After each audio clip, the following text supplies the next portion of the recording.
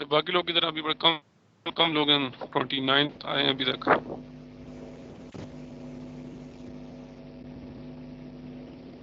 तो एक एक करके आ जाएंगे बस 5-10 मिनट तक। अच्छा चलें। अच्छा, आपकी क्लास कितने बजे खत्म होती है? 10:30 बजे स्टार्ट होती है? कितने बजे पहली क्लास आई थी क्लास? ये शायद 2 क्लासेस थी हमारी पहले। यस सर, 10:30 खत्म हुई। 10:30 खत्म हो गई थी? जी सर। नो सर, एक खत्म हुई है तो दूसरी 10:30 स्टार्ट होती है, फिर वो 11:15 तक खत्म हो जाती है। अच्छा चलें। चलिए अब स्टार्ट करते हैं। इसको लास्ट हम डिस्कस कर रहे थे प्रॉपर्टी को सॉल्यूशन का, तो बिस्मिल्लाह। सर आप काइंडली स्लाइड शेयर कर अच्छा दीजिएगा लास्ट सर। जी सर कर दीजिएगा सर ग्रुप में। ठीक है, ये बुक में सेंड सर कर पीछे दूंगा। ठीक ओके है, सर। ये बुक है, बुक में सेंड। ठीक है।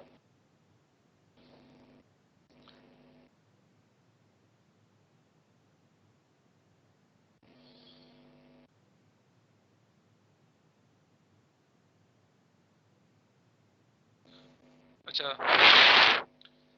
लास्ट हमने कुछ पढ़ा बेसिक्स में, जो ना वो काउंटिंग ऑफ सिंपल पॉइंट में परम्यूटेशन क्या था। तो आज हम देखेंगे classical definition of probability.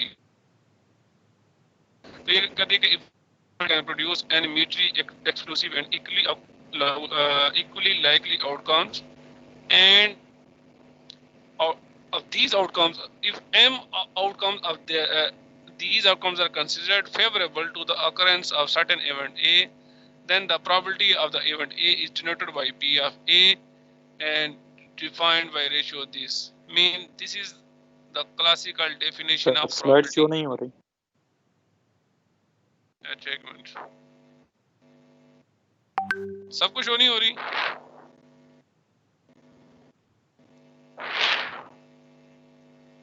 Students हमें नो सर, इनका नेटवर्क का इशू है, उनको नो सर नहीं हो रही। जिनका नेट का इशू का उनको शो नहीं हो रही है। वैसे तो ये मेरे पास तो ये है नहीं, शेयरिंग में यहाँ पर हो रही होगी। ठीक है। तो ये आपके पास क्लासिकल डेफिनेशन ऑफ प्रोबेबिलिटी है कि सर हो रही है सर। हाँ जी, तो ये आपके पास अगर कोई इवेंट ए है तो उसकी प्रोबेबिलिटी के number of favourable outcome divided by total number of possible outcomes. ये है क्लासिकल डेफिनेशन ऑफ प्रोबेबिलिटी की। एम क्या होगा? एम बेसिकली होगा फेवरेबल आउटकम, और एन क्या होगा? Total number of possible outcomes. जैसे आप अगर कॉइन को टॉस करते हैं एक दफा, और let A be the event that the head will appear, या सपोज आप हेड के आने की प्रोबेबिलिटी में क्या हो जाएगी? m over n।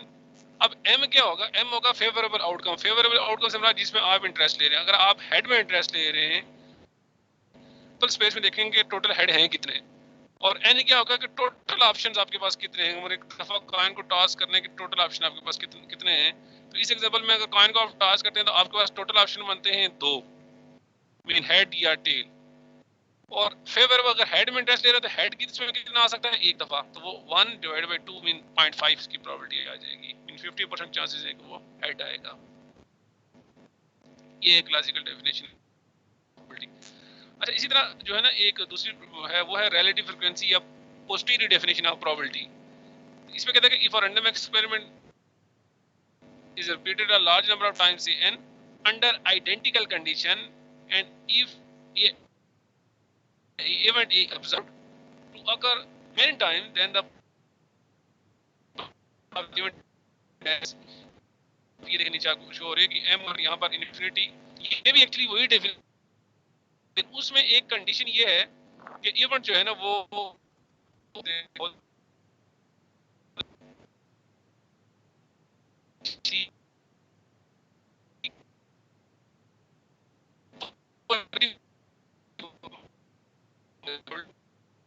ये कहता है कि अगर वो बेशक इक्वली लाइकली, आप एक्सपेरिमेंट आप बहुत दफा कर रहे हैं तो तब भी ये डेफिनेशन वही है।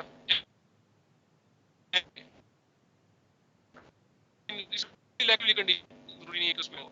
ठीक है, डेफिनेशन ऑफ प्रॉपर्टी, तो इसमें कहता है कि आपके पास एक्सियम है 3 कि अगर कोई आपके पास इक्विवेलेंट ए है तो अगर उसकी प्रॉपर्टी जो है वो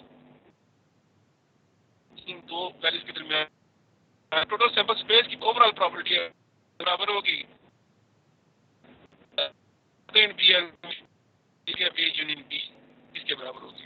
ठीक है, इस वक्त axiomatic definition of property mean axiom based definition है, एक्सियम की बात करती है। ठीक है, इसकी डेफिनेशन ये यहाँ से स्टार्ट कर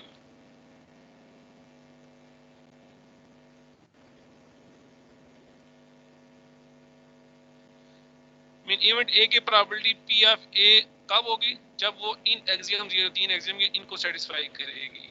ठीक है, ये आगे हम जाके देखेंगे कैसे ये एक्सियम करते हैं। ठीक है, मीन पहले तो ये बात आपने याद रखनी है कि प्रोबेबिलिटी हमेशा 0 और 1 के दरमियान लाई करेगी। ठीक है, मीन नेगेटिव कभी नहीं होगी और 1 से ऊपर नहीं जाएगी। टोटल प्रोबेबिलिटी ओवरऑल प्रोबेबिलिटी जो है वो क्या होगी, वो होगी 1 के बराबर होगी। पी या एस से मतलब सैंपल स्पेस की ओवरऑल सैंपल स्पेस के अंदर जितने भी इवेंट सबकी प्रोबेबिलिटी 1 के बराबर होगी। ठीक, एक हम एग्जांपल लेते हैं फिर आप इसको अंडरस्टैंड करेंगे। कहता है if a card is drawn from ordinary deck of 52 playing cards find the probability that a card is red is time is 10। ठीक है, क्वेश्चन को अंडरस्टैंड करें। क्वेश्चन कहता है कि आपके पास ताश के पत्ते हैं कितने 52 आपके पास ताश के पत्ते हैं, वहां से आप एक कार्ड ड्रॉ कर रहे हैं, एक कार्ड आपने लिया है। तो क्वेश्चन ये है कि क्या प्रोबेबिलिटी है जो कार्ड आपने सिलेक्ट किया है वो रेड कार्ड है। फिर दूसरा पार्ट है उसमें कि क्या प्रोबेबिलिटी कि जो कार्ड आपने लिया है वो डायमंड आने की उसकी क्या प्रोबेबिलिटी है। और तीसरा पार्ट है कि वो जो कार्ड आपने सेलेक्ट किया है कि वो कार्ड 10 होगा उसकी क्या प्रोबेबिलिटी है। ठीक है, तो जब भी आप इसको अच्छा उसको आपने देखा होगा कि जो क्लासिकल डेफिनेशन या पोस्टीरियर डेफिनेशन है उसमें प्रायर का मतलब क्या होता है पता है आपको? जैसे prior prior mean before sir. हाँ, बिफोर जो कोई चीज प्रायर इंफॉर्मेशन जैसे होता है ना, प्रायर इंफॉर्मेशन के पहले कोई चीज आपको पता हो किस तरह की। तो इस तरह के क्वेश्चन सॉल्व करने से पहले आपको कुछ प्रायर इंफॉर्मेशन आपके पास होनी चाहिए। जैसे ये क्वेश्चन है, अब प्लेइंग कार्ड्स हैं, तो प्लेइंग कार्ड्स के में आपको कुछ पहले तो आपको पता होना चाहिए कि टोटल प्लेइंग कार्ड्स कितने होते हैं 56। ये तो आपको पता है ना, 56 नहीं 52 होते हैं।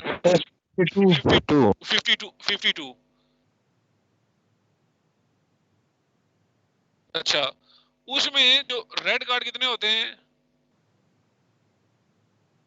26 सर। 13 होते हैं सर। नहीं, ये देखें अगर आपके 26 पास सर। टोटल आपके पास होते हैं 52 प्लेइंग कार्ड्स। ठीक है, होते हैं 20 ब्लैक होते हैं 26 सर। हाँ, और इसमें ये बात आपने याद रखनी है कि 26 जो है ना वो ब्लैक होते हैं और 26 जो है ना ये रेड होते हैं, ये आपको पहले से पता है। ठीक है जी, उसके बाद जो जितने भी जो ताश है उसको 4 में तकसीम किया गया है, 4 उसको ग्रुप्स में बनाया गया। पहला ग्रुप उसका है डायमंड,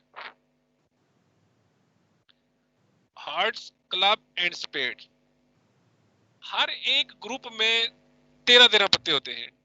डायमंड के अंदर भी 13 पत्ते होते हैं, हार्ट के अंदर भी, क्लब के अंदर भी, स्पेड्स के अंदर 13 पत्ते होते हैं। इसमें जो डायमंड और हार्ट होते हैं ये जो पत्ते, इस ग्रुप के जो पत्ते होते हैं उनका कलर रेड होता है, और ये जो दूसरे ग्रुप में क्लब एंड स्पेड, इस ग्रुप के जो पत्ते होते हैं उनका जो कलर है वो होता है क्या, ब्लैक होता है। ये बात आपने याद रखनी है। अच्छा, उसमें ये तो बात आपको पहले तो हमने कह रहे हैं कि 52 प्लेइंग कार्ड्स में 26 जो हैं वो रेड होते हैं और 26 जो है ना वो ब्लैक। एक बात ये आपने याद रखनी। दूसरा, उसके 4 ग्रुप्स में डिवाइड किया गया है। तो ये 4 उसके ग्रुप हैं, डायमंड, हार्ट, क्लब, स्पेड्स, और हर ग्रुप में 13 पत्ते होते हैं। अब आपको पता है, अगर आप में से कुछ अक्सर ज़रा बच्चे ताज प्लेइंग कार्ड्स को पता है कि देखे होंगे आपने कि वो उसका नंबर सबसे पहले स्टार्ट होता है नंबर 2, फिर 3, 4, 5, 10 तक जाता है। मीन हर एक जो है वो ये नंबर 2 के 4 पत्ते होते हैं, नंबर 3 के भी 4 पत्ते होते हैं, मीन हर एक नंबर के 4-4 पत्ते होते हैं। ठीक है, ये आपके पास होगी। उसके बाद जैक होता है, क्वीन होती है, किंग होता है और एस होता है, जिसको आप ये क्या कहते हैं। ये सारे पत्ते होते हैं। अच्छा, ये जो होता है उसके बाद ये जो है जैक 10, जैक, किंग, क्वीन, इनको कहते हैं ऑनर कार्ड्स। और जो होते हैं ना किंग, क्वीन और ये आपके पास क्या होते हैं, इनको कहते हैं फेस कार्ड्स। फेस कार्ड कहते हैं जैक, किंग एंड क्वीन। ठीक है, ये आपको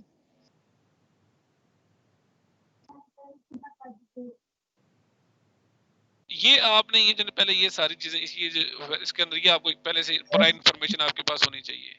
ठीक है, अब हम आते हैं अपने उस क्वेश्चन के ऊपर जो हम कर रहे थे।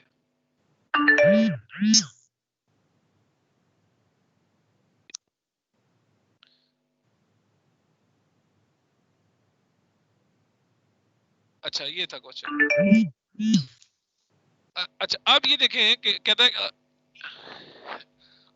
आप एक कार्ड सेलेक्ट कर रहे हैं 52 प्लेइंग कार्ड्स में से, तो आपके पास टोटल पॉसिबल आउटकम्स कितने हैं, ऑप्शन कितने हैं? 52। 52 ही है ना आपके पास जो टोटल पॉसिबल ऑप्शंस हैं। ये टोटल 52 पत्ते हैं, वहां से आप एक पत्ता सेलेक्ट कर रहे हैं। तो क्वेश्चन क्या था कि क्या प्रोबेबिलिटी कि जो पत्ता आपने सेलेक्ट किया है, जो कार्ड सेलेक्ट किया है, वो रेड कार्ड है। पहले हम ए वर्ड को डिफाइन करते हैं। ये माइक माइक बंद, माइक ऑफ करें।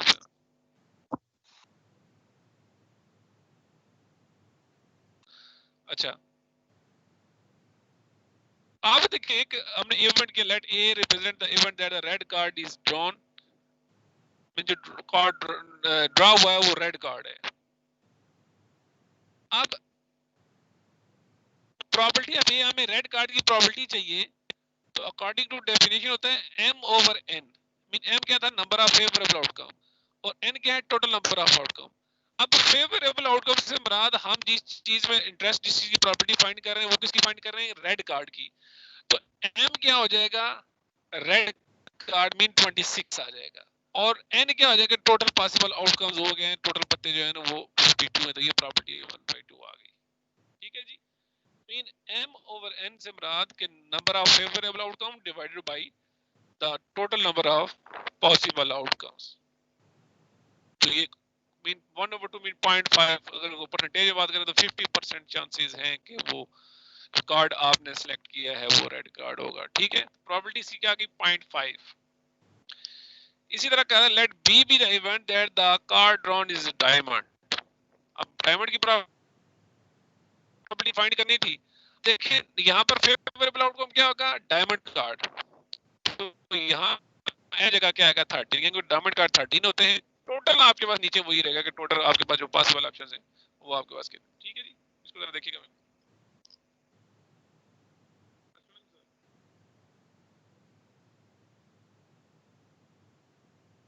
ये मैंने सेंड किया, इसमें ये था कि इसमें जो फीस जमा कराई है ना, 2000 रुपए जो बाद में रिलैक्स की मैंने पहले जमा करा दी थी, तो वो थोड़ी बनी इसमें।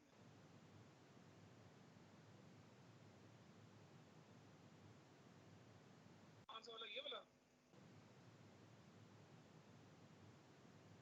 इसकी फीस तो बनती थी पहले जो लॉन्च इंटरनेट वो 19700 कोई थी ना, 21000। अच्छा दोनों, अच्छा दोनों एडजस्ट करके ये बनी है। आप सर आपकी आवाज बहुत स्लो आ रही है सर। सर हमें नहीं पढ़ा रहे, वो फोन पे बात कर रहे हैं।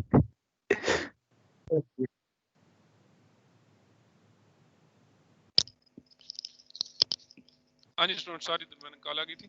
तो ये आपके पास जो है ना ये हो गया। इसी तरह तीसरी, जब the card is a 10, let C be the event that the selected card is 10, then number of favorable outcome will be equal to 4 because we have 4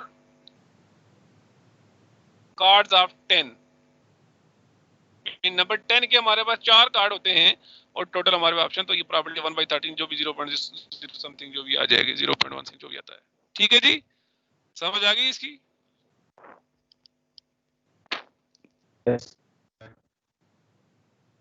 yes sir. अच्छा, अब देखें इसी तरह एक और एग्जांपल है, ये तो जो है आपके पास थी कार्ड्स वाली। अब एक और लेते हैं, जैसे a fair coin is tossed 3 times. Fair से मुराद जिसमें आपकी कोई बीमारी आपने मीन उसमें कुछ भी आ सकता है, हेड टेल समथिंग कुछ। कहता है what is the probability that at least one head will appear. At least की क्या प्रोबेबिलिटी है कि उसमें कम अज कम एक दफा जो है ना वो हेड आए। प्रोबेबिलिटी क्वेश्चन में सबसे पहले आपने क्वेश्चन को अंडरस्टैंड करना है, क्वेश्चन में क्या गिवन है और क्या फाइंड करना है। तो सबसे पहले आप देखें, तो जब आप कॉइन को टॉस करते हैं 3 दफा, ठीक है, तो उसके जो टोटल सैंपल स्पेस बनेंगे वो बनेगी 8 2 की पावर 3, क्योंकि 2 उसके पॉसिबल आउटकम्स हैं और 3 दफा फेंगे 2 की पावर n। जनरल रूल होता है 2 की पावर n। 2 के उसके दो ऑप्शन है ना कि हेड आएगा या टेल, और n जितनी दफा आप एक्सपेरिमेंट कर रहे हैं, अगर 3 टाइम्स कर रहे हैं 2 की पावर 3 8 बनेंगे, अगर 4 टाइम करेंगे तो 2 की पावर 4 16 बने। ठीक है, अब ये देखिए पहला जो ऑप्शन बेसिकली ऑप्शन में पहले सैंपल स्पेस होता है, बेसिकली ऑप्शंस है ना, पॉसिबल आउटकम्स जो हैं। अब हो सकता है कि पहली दफा भी हेड आए, दूसरी दफा भी हेड आए, तीसरी दफा भी हेड आए। पहले आपने सैंपल स्पेस बनाना है आपने, फिर हो सकता है पहली दफा हेड आए, दूसरी दफा हेड आए, लेकिन तीसरी दफा टेल आए। इसी तरह ये भी सारे ऑप्शन है, हो सकता है कि तीनों की तीनों दफा टेल आए। ये सारे ऑप्शन आपके पास बन गए हैं। ये आप जो आपका सैंपल स्पेस बनता है वो ये बनता है। ठीक है, इसका मतलब n ऑफ, इसको n ऑफ s लिखें, ये सिर्फ बाज बुक्स वाले n लिखते हैं या n ऑफ s, इसका मतलब नंबर ऑफ सैंपल पॉइंट के सैंपल पॉइंट्स के अंदर टोटल नंबर्स कितने हैं। जैसे ऊपर 52 थे ना, n ऑफ, उसको भी हम n को n ऑफ s भी लिख सकते हैं, सैंपल स्पेस के अंदर टोटल जितने ऑप्शंस हैं हमारे पास 52 थे। तो यहाँ पर हमारे पास ऑप्शन पॉसिबल ऑप्शंस क्या हैं, वो 8 है। n of s mean sample points के अंदर जो है ना, वो जो सैंपल स्पेस है उसके अंदर सैंपल पॉइंट्स कितने हैं। अब हम जो है ये तो हमारे पास सैंपल स्पेस बन गया। अब हमने जो है वो प्रोबेबिलिटी फाइंड करनी थी कि क्या प्रोबेबिलिटी है कम अज कम एक हेड आए। कम अज कम, एटलीस्ट का मतलब होता है कम अज कम, मीन ज्यादा भी आ सकता है, लेकिन एक या एक से ज्यादा, मीन एक भी आ सकता है, दो भी आ सकते हैं, तीन भी आ सकते हैं। ठीक है, अब लेट इवेंट डिफाइन करें, let A be the event that the at least one head will appear, या एच को इवेंट अपनी मर्जी से कोई भी नाम रखें, डजंट मैटर। ठीक है, इसका मतलब अगर यहाँ पर एक उसने रखा है, इवेंट ए नाम रखा है कि at least one head will appear, इसका मतलब ए जो है वो है, ए जो है वो जो सबसेट बनेगा वो कैसे बनेगा। मैंने ऐसे तमाम पेयर यहाँ से पिक करना है जिसमें कम अज कम एक एच मौजूद हो, क्योंकि एटलीस्ट है ना, एटलीस्ट वन। तो सिर्फ यही एक बचेगा जिसमें एच नहीं है, बाकी सारे इसमें शामिल हो जाएंगे। मीन यहाँ हमारे फेवरेबल आउटकम ना भी लिखे तो अंडरस्टैंड, ये लिखने का फायदा ये होगा कि किस तरह क्वेश्चन आएंगे बाद उसको आप जब वो हमें आगे हम प्रॉपर्टी पढ़ेंगे तो उसमें इंटरसेक्शन में देखना पड़ता है कि दोनों अगर हमारे पास सेट लिखे होंगे तो हम कॉमन पॉइंट निकालते हैं। ठीक है, यहाँ अगर ना भी लिखे तो बस आपको पता है कि यहाँ पर दे के आप यहाँ से लिख सकते हैं कि हमारे पास जो फेवरेबल आउटकम बनते हैं वो 7 हैं, कि 7 ऐसे सैंपल पॉइंट्स जिनमें एच मौजूद है, कम अज कम एक एच, क्योंकि एटलीस्ट था ना, एटलीस्ट तो कम अज कम एक। तो इसका मतलब प्रोबेबिलिटी ऑफ ए बन जाएगी m ओवर n या n of a over s, mean favourable outcome है 7, टोटल कितने हैं 8, तो ये 7 ओवर 8 की प्रोबेबिलिटी आ गई। समझ आ गई है इसकी? Yes sir. Yes sir. ये जो सैंपल पॉइंट्स, अच्छा सैंपल पॉइंट्स के लिए कैसे बनाते हैं, आप वेट कीजिएगा, मैं आपको एक पेज शो करवाता हूँ, फिर आपको मैं उसको करके ना आपको बताता हूँ कि कैसे ये होते हैं। वेट कीजिएगा।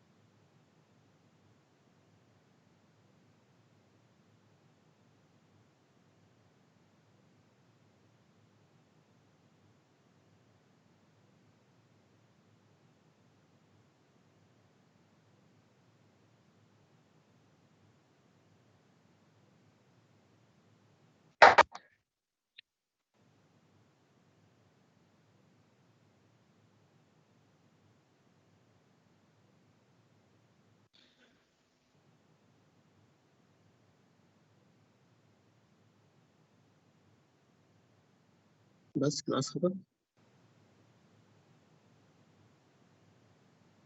सारी बात सारी शेयर हम हो जाओगे।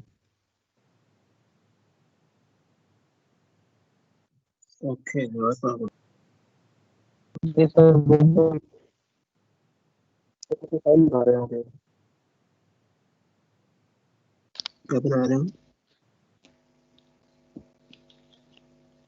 वेट करो, मुझे आपकी आवाज आ रही है आप लोगों की।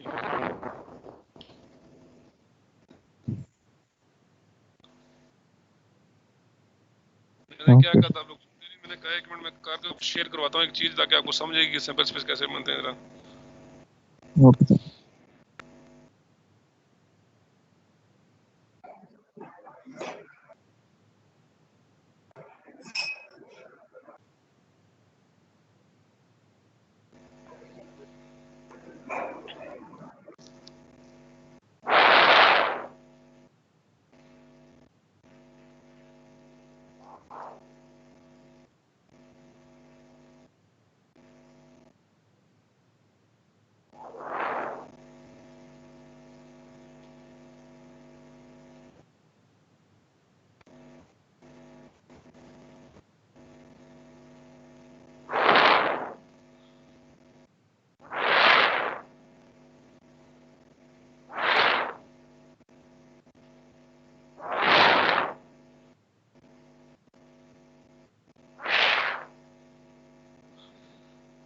अच्छा जी, ये जरा देखें, ये जरा इसको ये आप जब पहली दफा कॉइन को टास्क करते हैं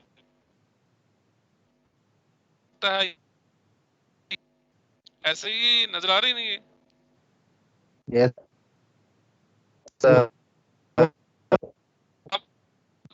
देखें, पहली दफा फेंकेंगे मीन ऊपर 1 2 से पहली दफा फेंकते हैं तो आपके पास 2 ऑप्शन बनते हैं, हेड या टेल। जब आप दूसरी दफा फेंकते हैं तो बेशक पहली दफा हेड आ चुका, हेड भी आ सकता है और टेल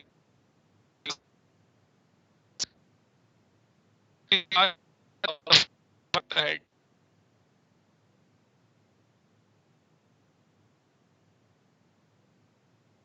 तो फेंक रहे हैं तो फिर एक टी डायग्राम बने।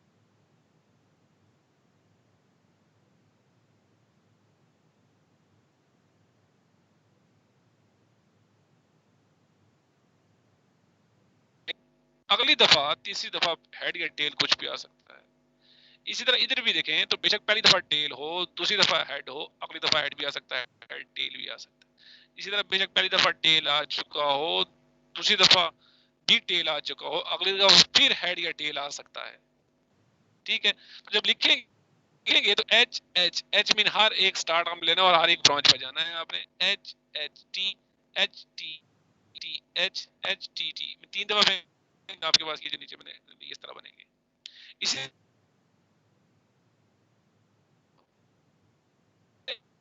जाएगी टी इस हर एक के ऊपर निकल जाएगी। दूसरी दफा भी हटाया हो, अगली दफा जब चौथी दफा फेंकेंगे तो हेड या टेल फिर आ सकता है, लिहाजा इसके ऊपर समझ आ गई इसकी।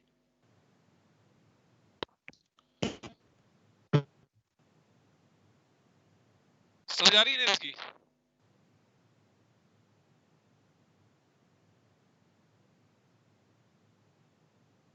सर ऐसा तो इसके इनफाइनाइट पॉसिबिलिटीज बन जाती है सर। जी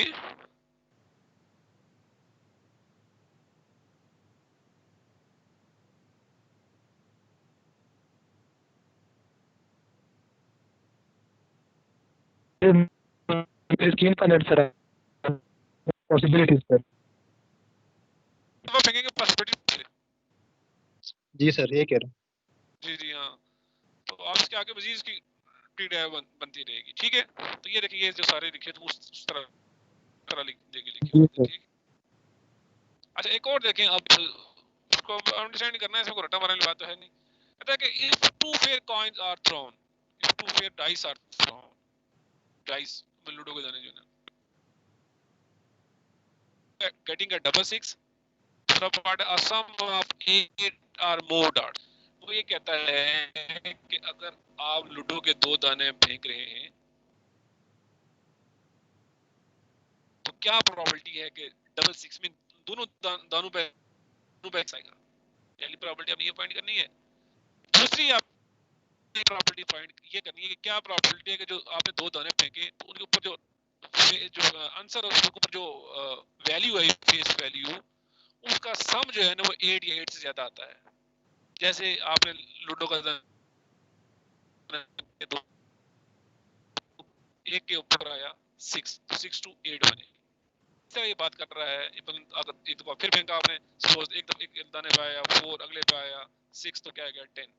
तो इस तरह कह रहा है कि क्या प्रोबेबिलिटी है कि आपने जो लूडो के दो दाने फेंके हैं तो क्या प्रोबेबिलिटी है कि डबल 6 आएगा। उसकी प्रोबेबिलिटी पॉइंट करिए डबल 6 की प्रोबेबिलिटी कि दोनों के ऊपर 6 आए उसकी क्या प्रोबेबिलिटी है, क्या चांसेस हैं और क्या चांसेस हैं। दूसरे पार्ट में ये पूछा कि क्या चांस है, क्या प्रोबेबिलिटी है कि जो सम अब जो रिजल्ट आया उन दोनों को सम करें तो सम 8 या 8 से ज्यादा आता है।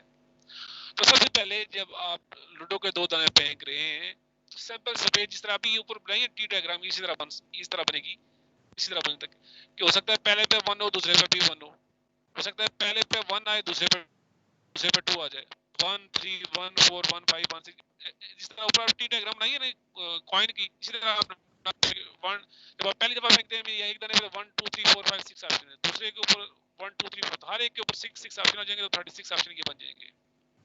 ये वाले ये मैथ में भी आपने ये चीज देखी होगी वहां पर। ठीक है जी मीन 36 ऑप्शन आपके पास बनते हैं चॉइसेस जो है आपके पास सैंपल पॉइंट्स सैंपल स्पेस बनता है उसके अंदर जो है कितने सैंपल पॉइंट्स हैं 36। ये कैसे बने ये आप समझ गए जी। अब डबल 6 के लिए सपोज इवेंट कुछ भी इवेंट जैसे उसने ए का let A be represent the event that double 6 will appear. तो इसका मतलब ए सेट ए बनता है सेट ये बनता है मीन सिर्फ ये पॉइंट जिनको जो है डबल 6 आता है। अब इस इवेंट की जो क्लासिकल डेफिनेशन है कि m ओवर n m से बना द फेवरेबल आउटकम के डबल 6 में ट्रस्ट ले रहे हैं। डबल 6 वाले ऑप्शन कितने आपके पास टोटल कितने हैं 36 पर टोटल 36 1/36 की प्रोबेबिलिटी है। इसी तरह let B denote the event that sum के आपने बी इवेंट रखा सपोज आपने कि लेट सम जो है 8 या 8 से तो ऐसे तमाम यहाँ से देखिए जिनका सम 8 या 8 से ज्यादा आता है मीन जैसे सबसे पहले जो है वो है 2 6 ठीक है उसके बाद आ जाएगा 3 5 3 9 मीन 8 8 ये सारे लिखे हुए हैं 15 बनते हैं। अब काउंट वैसे यहाँ तो जो लिखने का फायदा ये होगा आगे में जरूरत पड़ेगी। हाँ जी 4 4 हो गया 4 5 इस तरह से ऐसे तमाम पेयर्स यहाँ से पिक करना है जिनका सम जो है ना वो 8 या 8 से ज्यादा है तो वो कितने बनते हैं 15। तो प्रोबेबिलिटी ऑफ बी की 15 divided by total 36 mean favourable outcome से हमारा 15 है। फेवरेबल आउटकम मतलब होता है क्या कि जिसमें आप इंटरेस्ट ले रहे हैं ऐसे तमाम पेज में इंटरेस्ट ले रहे हैं जिनका सम 8 या 8 से ज्यादा आ रहा है तो वो बनते हैं आपके पास 15 एंड डिवाइडेड बाय टोटल। तो ये आपके ठीक है नहीं समझ आ गई ना इसकी। Yes sir. ठीक है जी। अच्छा इसी तरह एक और जो ज्यादातर क्वेश्चन जो है ना ये आते हैं बॉल्स वगैरह पे या उसके प्लेइंग कार्ड्स ये फिर इसको देखिए यस सर। फिर आप आगे तो उसको प्रॉब्लम नहीं होगा। कहता है कि 6 and 4 black balls which are indistinguishable apart from this bag ये कहता है कि आपके 6 जो है व्हाइट बॉल्स हैं 4 ब्लैक बॉल्स हैं और इनका कहते हैं उनका हम फर्क नहीं कर सकते उनको अलग नहीं कर डिफरेंट नहीं कर डिफरेंट जो जिनको मिक्स आप अच्छी तरह किया हुआ आपने आपने उनको एक बैग में डाल दिया उस फिर आपने क्या किया कि 6 balls are taken from that bag। पहले तो आपने 6 व्हाइट बॉल्स और 4 ब्लैक बॉल्स को अच्छी तरह मिक्स करके आपने बैग के अंदर डाल दिया। आपने बगैर देखे वहां से 6 बॉल्स ले ली बैग से 6 बॉल्स निकाली। क्वेश्चन ये है कि क्या प्रोबेबिलिटी है जो आपने 6 बॉल्स आपने जो बैग से पिक की है जो ली है उनमें 3 जो है वो क्या हो व्हाइट हो और 3 ब्लैक बॉल्स। ठीक है अब अगर तो हम यहाँ पर एक बॉल सेलेक्ट करते तो फिर हम यहाँ ये कॉम्बिनेशन लगाने की जरूरत ना पड़ती, हम जस्ट वो देखते टोटल बॉल हमारे पास 10 थी तो मैं ये कॉम्बिनेशन लगाने की जरूरत नहीं पड़ती। लेकिन अब यहाँ पर 6 बॉल सेलेक्ट कर रहे हैं आप, तो आपके पास क्या हो जाएगा, अब देखें वो कोई सी 6 हो सकती है ना, कोई सी चीज से कॉम्बिनेशन लगाएगा, ऑर्डर हम नहीं देख रहे यहाँ पर। तो 10C6 10 टोटल बॉल्स थी और यहाँ लिखा हुआ है C है, और जो आप पिक कर रहे हैं वो 6 है, तो आपके पास 210 ऑप्शन बनते हैं। अगर आपके पास आपकी क्लास में अगर 10 स्टूडेंट हैं और 10 में से अगर आपकी क्लास में जो 6 बॉयज हैं और 6 गर्ल्स हैं, 4 गर्ल्स हैं, तो वहां से हम अगर 6 पिक कर रहे हैं तो मेरे पास टोटल पहले ऑप्शन देखिए कौन कौन से पॉसिबल ऑप्शंस हो सकते हैं, मेरे पास चॉइसेस मेरे पास क्या क्या है, कौन कौन जो पॉसिबल कॉम्बिनेशन बन सकता है। तो वो आपके पास टोटल 10C6, तो ये 210 ये मैनुअली यूज किया हुआ है, आप कैलकुलेटर को प्रोटेक्ट भी कर सकते हैं। तो 10C6 आपके पास 210 ऑप्शंस बनते हैं आपके पास जो पॉसिबल कॉम्बिनेशन बन सकता है। Let A represent the event that the जो जिसकी प्रॉपर्टी पूछी है उसी का इवेंट डिफाइन करते हैं। सर इसमें हमने कॉम्बिनेशन वाला फार्मूला किया है, क्योंकि इसमें ऑर्डर ही नहीं है कि कौन पहले पे आएगा कौन दूसरे पे आएगा, इसमें कोई बात ऐसी नहीं मेंशन की हुई कि कौन सी बॉल जो है वो पहले पे होगी कौन सी दूसरी, ये इस तरह की कोई बात यहाँ पर जिक्र नहीं है इसमें। 10 कैसे है? 10 इसलिए कि टोटल बॉल्स हमारे पास 10 है ना, बैग के अंदर टोटल बॉल्स कितनी है 10, 6 वाइट थी और 4 ब्लैक, 6 4 10 टोटल जो बॉल्स थी वो 10 थी। अब 10 में से जो आप 6 पिक कर रहे हैं तो कोई सी 6 हो सकती है ना, कोई सी चीज। ऑप्शंस कितने हैं आप चॉइस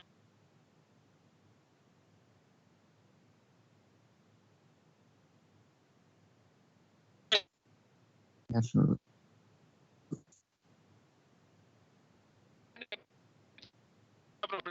ओके सर। 3 क्या है वाइट है। अब इसके लिए जो इवेंट ए के लिए जो पॉसिबल ऑप्शंस बनेंगे, जो फेवरेबल आउटकम बनेंगे, वो कैसे बनेंगे ये जरा देखिए, अंडरस्टैंड कीजिएगा। आप देखें प्रॉपर्टी फाइंड करने के 3 वाइट हो और 3 ब्लैक हो। अब जब 3 वाइट आपने सेलेक्ट करनी है तो टोटल वाइट है कितनी, वो 6, तो 6 में से कोई सी 3 हो सकती है, लिहाजा यहाँ भी कॉम्बिनेशन यूज होगा। क्यों हमारे पास 3 ब्लैक के लिए भी कर रहे हैं ना, तो ब्लैक भी 4 में से कोई सी 3 हो सकती है, इसलिए बाय 4 फेवरेबल आउटकम आपके पास चॉइसेस बनती है। फेवरेबल आउटकम जिसमें आप इंटरेस्ट ले रहे हैं कि 3 वाइट और 3 ब्लैक हो। सर इसका दोबारा बता दें। देखिए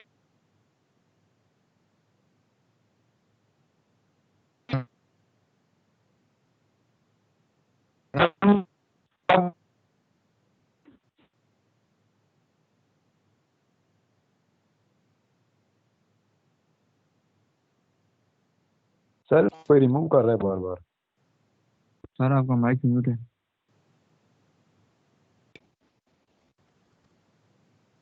ऑप्शन लेते हैं इसको, मैंने अलो नहीं किया हुआ अटेंडेंस को, लेकिन फिर भी ये कैसे हो जाता है स्टिल। अब आवाज आ रही है ना आपको? Yes sir.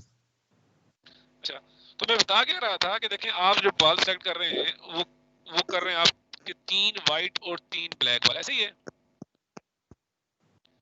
Yes sir. अब यहाँ पर कॉम्बिनेशन क्यों यूज हुआ, क्योंकि वाइट टोटल 6 है, तो 6 में से कोई सी 3 हो सकती है ना। कि आपने अपना माइक प्लीज बंद करें उसको।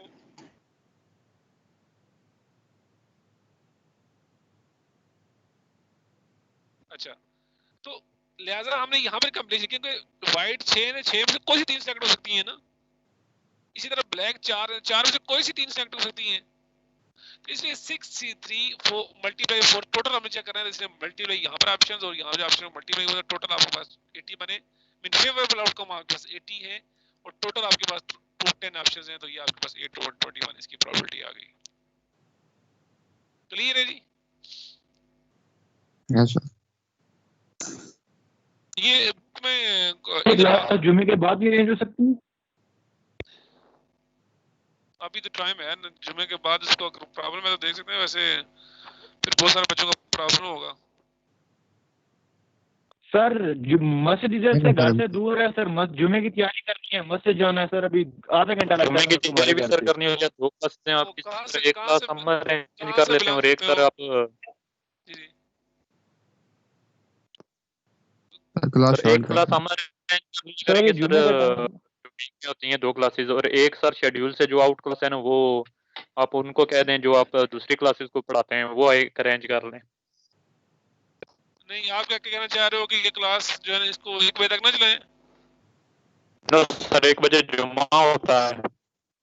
12:30 तक ठीक है सर। सर 12:30 सर इसको तो जी जी सर आधा घंटा कम से कम सर 30-40 मिनट लगते हैं हमारे घर से मस्जिद तक बाजार में सर। कहाँ रहते हो आप? सर मैं अब्बासपुर तहसील है सर, डिस्ट्रिक्ट पूंछ की लास्ट तहसील है हमारी सर। अच्छा, तो वहाँ मस्जिद इतनी दूर है यार? सर हम तो गांव में रहते हैं सर, वहाँ यहाँ से बाजार जाके नमाज पढ़नी पड़ती है ना, गांव में तो ही ना जुमा होता है। नहीं, गाँव के साथ यार आजकल कोई ना कोई मस्जिद होती है ना, लाजमी है शहर में, बड़े शहर में जाकर पढ़नी है आपने। सर जुमा होता है शहर में सर। नहीं, आप लीव कर सकते हैं, जब आपने जाना हो आप लीव कर सकते हैं। आप जब भी क्लास चल रही है 12:30 चल रही है स्लाइड सर, आप स्लाइड्स किधर सेंड करते हैं? मैं जो है ना वो मैं कोशिश करूंगा ये जो आपका जो है ना सीआर वाला ग्रुप जो है उस सीआर वाले ग्रुप में सेंड कर दूंगा, वो आगे आप सबको सेंड कर देंगे। सर पिछले जुम्मे को भी नहीं थी अटेंड कर सके क्लास, तो इस जुम्मे को भी बस जा रहे हैं सर, अब क्या कर सकते हैं, जुम्मा तो छोड़ सकते हैं। और नहीं बच्चे, जुम्मा तो पढ़ो, जुम्मा अभी टाइम है, अगर आप जाना लीव कर रहे हो ये मैं सेंड कर दूंगा, या आपके पास इशू नहीं है कोई ऐसा अटेंडेंस का इशू नहीं होगा। आप अगर आप लीव करना चाहो लीव कर सकते हो, जाना है किसी ने तो ठीक है ना। Okay sir, thank you sir. ठीक है, अल्लाह हाफिज।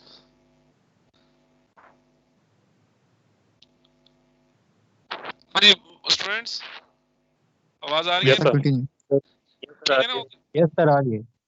बच्चे जो ये इसमें कोई टेंशन लेने वाली बात नहीं है, कोई मसलन किसी को मजबूरी आके पीछे जाना है तो आप जा सकते, इशू नहीं है कोई, ठीक है। ये आप टेंशन फ्री होकर पढ़ें, इसमें कोई ऐसा प्रॉब्लम नहीं है, ठीक है। Okay sir. Okay sir. वो प्रॉब्लम ऐसा है, फ्री होकर पढ़ें, इसमें इशू नहीं है ऐसा प्रॉब्लम को, आप समझने में कोशिश करें। जैसे भी आपको प्रॉब्लम इशू है तो आप बता के जा सकते हैं, उसको मैनेज कर लेंगे उसको, ठीक है। ओके। अच्छा, तो ये एक और देखें एग्जांपल जरा इसी के जो है ना वो जिस तरह के वर्ड वाली इसी के पैटर्न पे है। कहता है कि an employer which is to hire 3 people from a group of this की जरा एग्जांपल पढ़ें जरा ये वाली और इसको समझें।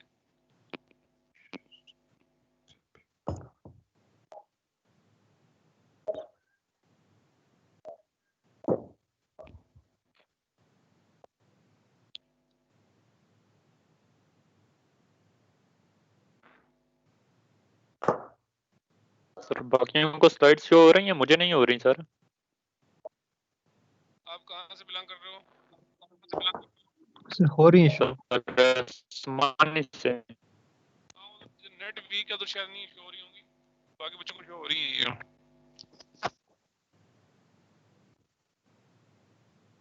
जितना शो हो रहा है ना वो देखा मैं, ओके बाकी सर आप सेंड कर लीजिएगा सर ये मैं सेंड कर दूंगा तो इधर से देख लीजिएगा इसी से रेलेवेंट, ये ठीक है ना, इसको अंडरस्टैंड कीजिएगा। क्वेश्चन इसी तरह का कुछ होंगे, ठीक है, बस आपने अंडरस्टैंड करना है इसको, ठीक है।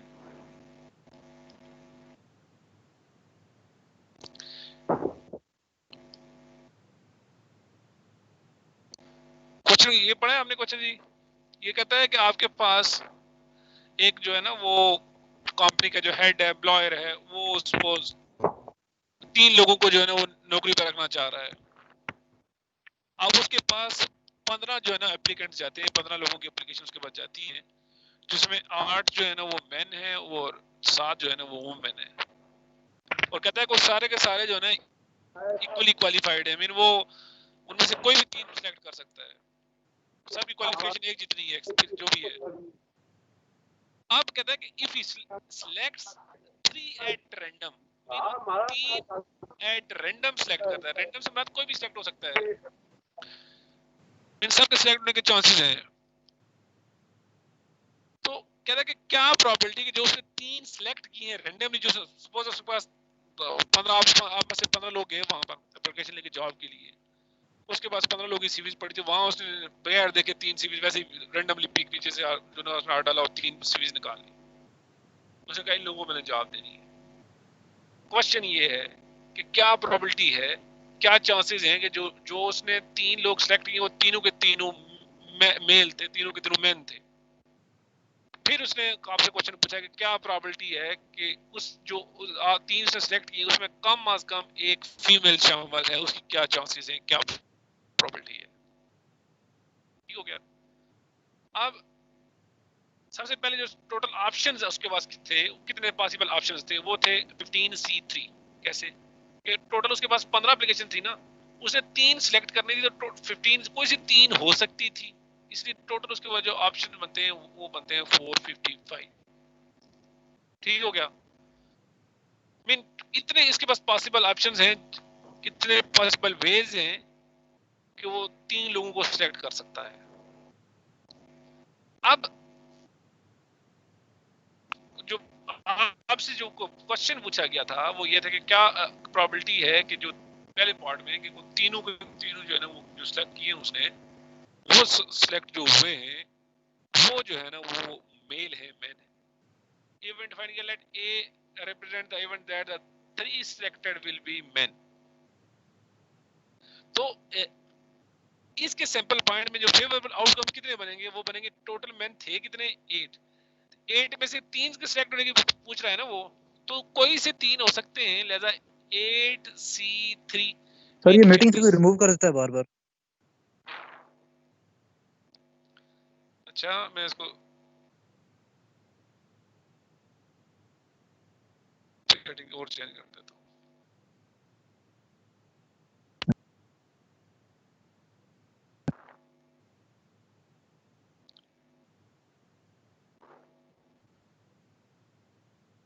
ठीक है जी। तो ये क्या होगा कि ये आपके पास कोई से 3 हो सकते हैं, लिहाजा आपके पास 8C3 आपके पास फेवरेबल आउटकम्स बनते हैं। लिहाजा इस एक जो ए सामने नाम रखा था कि क्या नाम रखा कि 3 मेनू, उसकी प्रोबेबिलिटी बनेगी n ऑफ ए बनेगी। ए के अंदर सैंपल पॉइंट्स जिनको हम फेवरेबल आउटकम कहते हैं वो थे 56, और n ऑफ ऐसे मराद के सैंपल पॉइंट्स के टोटल सैंपल पॉइंट्स कितने हैं, हमारे पास ऑप्शन कितने हैं, वो 55। तो ये प्रोबेबिलिटी आ गई। इसी तरह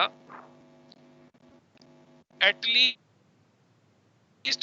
one will be a woman, इसलिए हमने कहा लेट दूसरे पार्ट में ये पूछा था कि क्या प्रोबेबिलिटी है जो 3 सिलेक्ट हुए उसमें कम अज कम एक जो है ना वो क्या है, फीमेल है, वुमन है, उसकी क्या प्रोबेबिलिटी है। तो कहेंगे let B denote event that at least one woman is selected. लिहाजा जो बी के सैंपल पॉइंट्स बनेंगे वो देखें, उसने एटलीस्ट वन है ना, एटलीस्ट तो कम अज कम एक फीमेल हो, कम अज कम एक वुमन हो।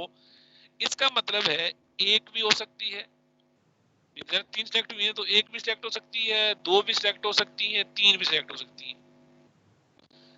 तो इसके लिए सैंपल पॉइंट इस तरह बनेंगे। देखिए टोटल फीमेल है कितनी, 7। अगर 7 में से एक फीमेल सिलेक्ट होती है, क्योंकि एटलीस्ट है ना, एटलीस्ट तो एक भी हो सकती है, 2 भी हो सकती है, 3 भी, तो हम पहले एटलीस्ट 1 के लिए करते हैं।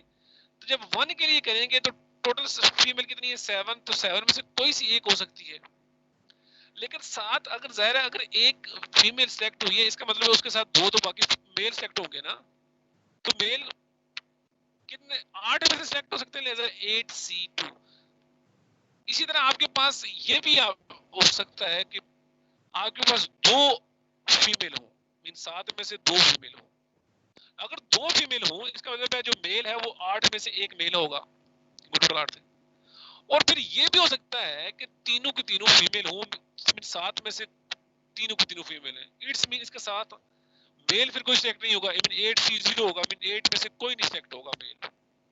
तो ये ऐड होंगे, क्योंकि एक भी हो सकता है, 2 भी हो सकती है फीमेल। जब एक फीमेल होगी तो इसका मतलब 2 साथ मेल होंगे। अगर 2 फीमेल होंगी तो 7 एक मेल होगा, क्योंकि टोटल उसने 3 सिलेक्ट किए हैं ना, वो तो हमने पूरे करने हैं।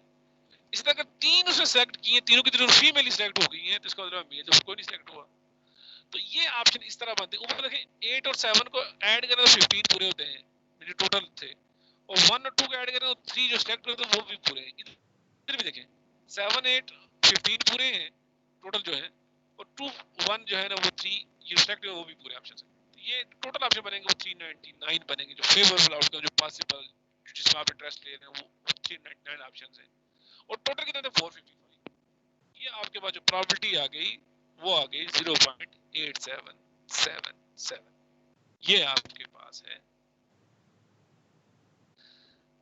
अब इसी तरह एक और जरा एग्जांपल देखिए इसी तरह, ये जरा वैसे मैं आपको प्रैक्टिस के लिए जरा उसको देख रहा हूँ, उसको अंडरस्टैंड करें। कहता है कि 4 items are taken at random from a box of 15 items and inspected. The box is rejected if more than one item is found to be faulty. If there are 3 faulty items in the box, find the probability that box is accepted. ये क्या कहता है कि आपके पास जो है ना एक बॉक्स के 12 आइटम, जैसे आप एक वो डब्बे के 12 एनर्जी सेवर पड़े हुए हैं, ठीक है।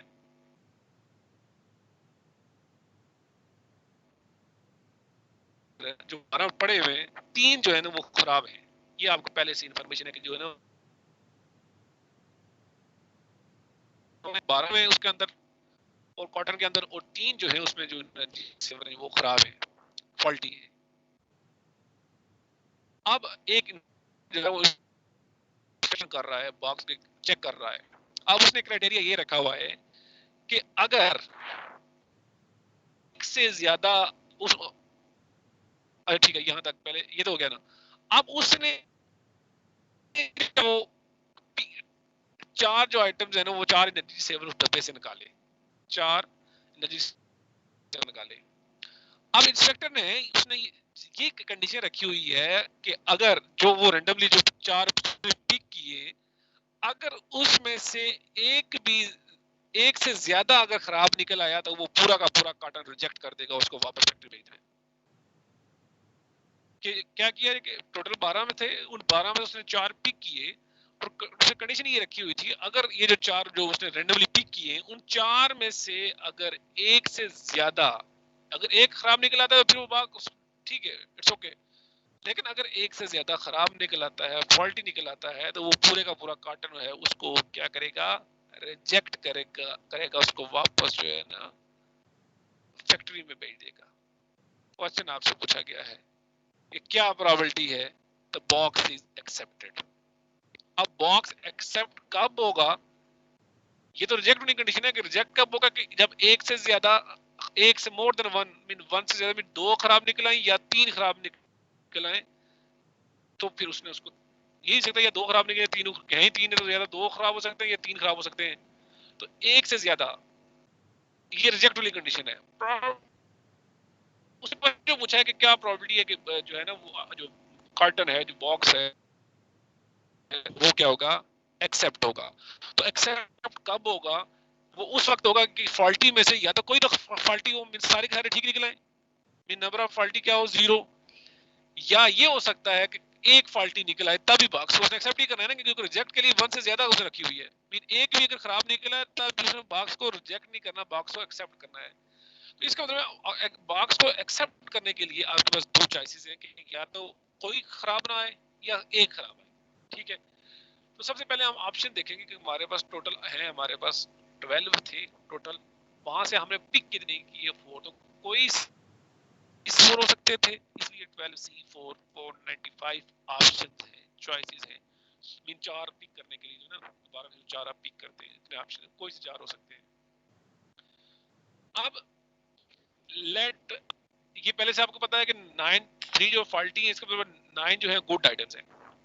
अब let A be the event that the number of faulty item is 0 और 1 मींस अगर बॉक्स को एक्सेप्ट होना है तो एक्सेप्ट के लिए क्या होगा कि फॉल्टी या तो कोई फॉल्टी ना हो मीन नंबर ऑफ फॉल्टी 0 हो या 1 हो। तो जो आपके पास फेवरेट आउटकम्स बनेंगे वो इस तरह बनेंगे, एन ऑफ ए से बनेगा मीन कि फॉल्टी में से कोई ना हो, जैसे अभी क्वेश्चन किया ना मेल फीमेल वाला सेम उसी तरह मीन 3 में से कोई फॉल्टी ना निकला है। इसका मतलब अगर 3 में से फॉल्टी कोई नहीं निकला, तो उसने जो 4 सिलेक्ट की वो सारे के सारे जो गुड थे, जो 9 में से 4 सिलेक्ट हुए हैं। अब ये भी हो सकता था मेरे प्लस जमा होंगे ऑप्शंस कि हो सकता था कि एक हो। अब इसका मतलब अगर 3 में से एक इधर से आता है, इसका मतलब बाकी जो 3 है वो गुड में से सिलेक्ट होंगे। तो ये आपके पास टोटल ऑप्शंस बनते हैं फेवरेबल आउटकम्स। तो प्रोबेबिलिटी फेवरेबल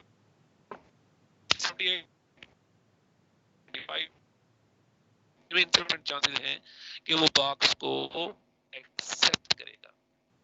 क्लियर है जी? आपके ज़हन में क्वेश्चन है तो यू कैन आस्क।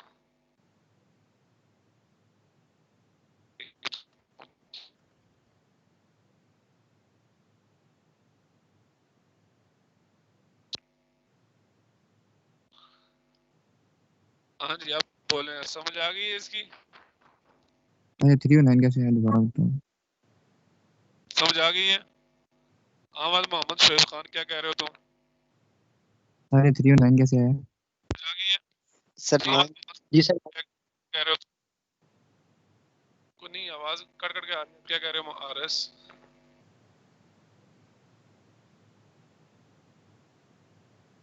सारे 3 और 9 का दोबारा समझा दें। सर 9 कॉम्बिनेशन भाई जो सैंपल स्पेस निकाले हमने इसके, जी जी सही कॉम्बिनेशन वाला जी जी कॉम्बिनेशन है इसमें, कहीं भी ऑर्डर नहीं है सर। ऑर्डर नहीं है इसमें कहीं भी। बस जो 4 सेलेक्ट कर रहा है वो नहीं कह रहा कौन पहले पे कौन दूसरे पे, डजंट मैटर। वो जस्ट कह रहा है 4 सेलेक्ट कर रहा है।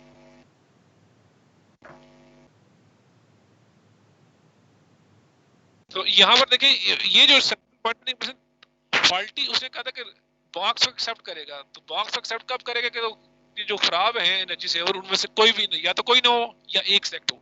मीन जो उसने कंडीशन की रखी हुई थी कि अगर एक से ज्यादा खराब निकल आया तो उसने पूरे बॉक्स को, पूरे कार्टन को रिजेक्ट करना है। तो एक्सेप्ट करने के लिए क्या है कि या तो मीन जो सारे के सारे ठीक आ जाए, मीन कोई भी फॉल्टी ना हो, मीन 3 में से कोई फॉल्टी ना हो, 3C0। इसका मतलब अगर कोई भी फॉल्टी सेलेक्ट नहीं हुआ, इसका मतलब है जो 4 सिलेक्ट हुए हैं वो जो गुड वाले थे उनमें से 4 सिलेक्ट हुए। और फिर ये भी हो सकता था कि उसका एक फॉल्ट, क्योंकि ये भी एक्सेप्ट होने के लिए दो चॉइसेस है ना, 0 या 1। तो 0 जब 0 होगी तो उस वक्त 4 जो है ना वो 9 में से होंगे। जब एक खराब निकलेगा 3 में से एक, इसलिए 3C1, क्योंकि कोई सा एक हो सकता है। तो सारे इसका मतलब जो बाकी 3 है वो गुड में से होंगे, तो कोई से 3 9 में से हो सकते हैं, 9C3 ये इसमें है। ठीक है जी? Yes sir. ठीक है जी। तो ये आपने क्या करना है, यहाँ तक रखेंगे। इससे ऊपर मैं कुछ प्रैक्टिस के लिए क्वेश्चन दूंगा, आप लोग उसको प्रैक्टिस कर सकते हैं। सर ये सब्जेक्टिव प्रैक्टिकल एप्लीकेशन है। जनरली हम उसको देखेंगे, कुछ क्वेश्चन मैं सेंड करूंगा जहां पर आपके जो है ना ये, वैसे तो जितने ज्यादातर ये आपके एनालिसिस पे ज्यादा यूज होता है, एनालिसिस में, हायर स्टडीज में एनालिसिस में। यहाँ तो आपको यहाँ पर ऐसा तो यहाँ पर जस्ट उसकी जो हमारे मैथमेटिकल है उसको हम कराते हैं। बेसिकली जो ज्यादातर एप्लीकेशन है आपके जितने भी वो प्रॉपर्टी है, वो जैसे अब मैं आपको बताऊंगा, उसमें सेंड करूंगा कुछ क्वेश्चन ट्रांजिट वगैरह में, इस तरह की जो है ना वो प्रॉपर्टी निकालने के लिए वहाँ पर इस तरह की चीज़ों में यूज़ होती है। ज़्यादातर हायर स्टडी में जहाँ पर इसकी ज़्यादा एप्लीकेशन क्या है कि जहाँ पर आपके एनालिसिस आता है, आप उसको चेक करते हैं, वहाँ पर ये ज़्यादा यूज़ होती है। लेकिन आपके जो पॉइंट ऑफ व्यू से हो रही है ना, वो आपको मैं कुछ तरह के क्वेश्चन दूंगा जो आपके जो फील्ड से रेलेवेंट क्वेश्चन होंगे। एक बुक भी आपको दूंगा। असल में जो बुक्स रिकमेंडेड है, बहुत ऐसी बुक है कि वो आपके उसके लेवल की नहीं है, वो ज़्यादा हायर लेवल की है। वो जो ज़्यादा यूज़ होती है उसमें कोई ऐसी जो आपका जो कोर्स डिज़ाइन की गई उसमें बेसिक है, और उन क्वेश्चन में डिस्ट्रीब्यूशन वगैरह वो ज़्यादा यूज़ होते हैं। ज़्यादा उस बुक को मैं एज फॉलो नहीं करता, लेकिन मैं कुछ क्वेश्चंस आपको दूंगा जो आपसे फील्ड से रेलेवेंट होंगे। ठीक है ना, कि कैसे यूज़ हो रही है। जैसे कुछ इलेक्ट्रिक चिप्स वगैरह, चिप की प्रॉपर्टीज वगैरह में यूज़ होती है, वहाँ पर उसकी ट्रांजिट प्रॉपर्टी क्या है, ये फलान इस तरह की आपकी जो उसमें यूज़ होती है।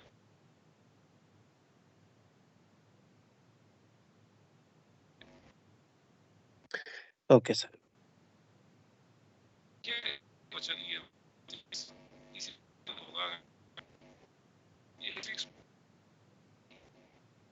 1 लिखें और इसी तरह के जो आज जो ले इस तरह है, ठीक है। 122 क्लियर है जी?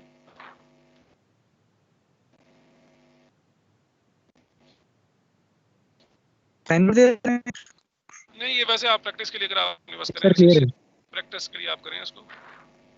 असाइनमेंट भी आपको देंगे, इस assignment next class next week में देंगे आपको असाइनमेंट एक। अच्छा, तो आप क्लास के वाले से आप क्या कहना चाह रहे थे कि क्लास करें?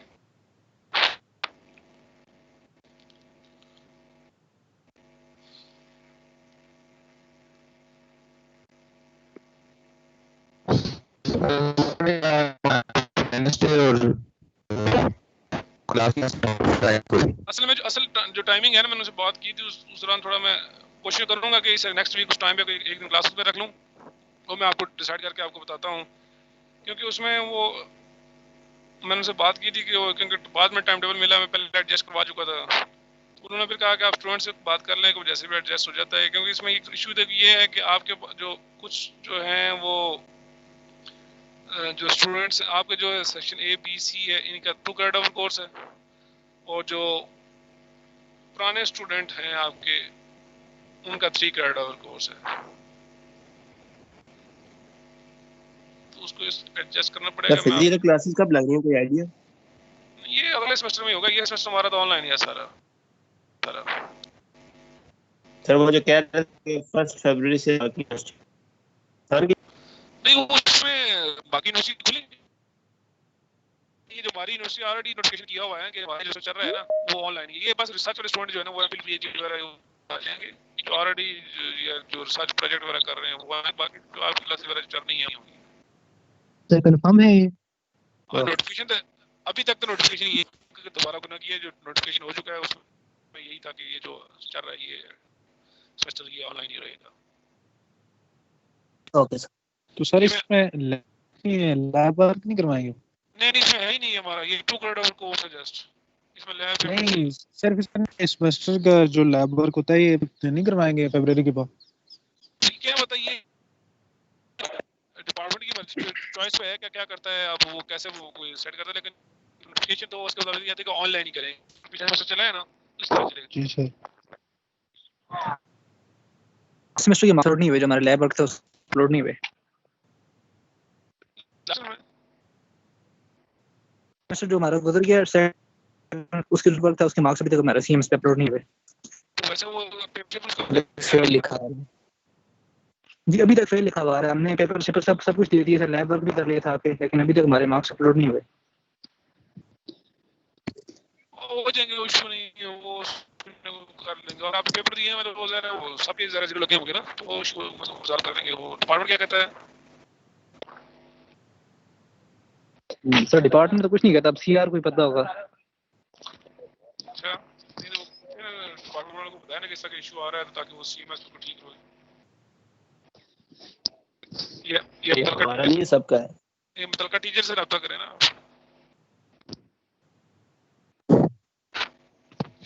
सर सिविल वालों के अपलोड कर दिए हैं, हमारे नहीं हुए अभी। अब फिर हो जाएगा, ये सब प्रॉब्लम नहीं है। अच्छा, ये बुक जो है ना, ये अभी मैंने इसको अपलोड करी है टीम्स के ऊपर, इधर से भी डाउनलोड कर सकती है, मैं ग्रुप में भी कोशिश करूंगा इसको शेयर कर दूंगा। Okay sir. Okay sir. Okay sir, thank you. Sir teams में सब ऐड नहीं है, नो तो शो नहीं होती, तो आप ग्रुप में सेंड कर दें सर। अच्छा चलो ठीक है ना, तो ये अटेंडेंस का क्या होगा अभी? मैं कोशिश करता हूँ इधर से डाउनलोड कर लूँ अटेंडेंस आप लोगों की। चलो सही हो गया सर। ठीक है, ओके, अल्लाह हाफिज। इसमें असल में गाने में इशू ये आ रहा है ना कि इसमें बाद बच्चों की जो आईडीज बनी है ना, वो अब इसके ऊपर कुछ के तो नाम लिखे हुए हैं, कुछ के रोल नंबर्स हैं, कुछ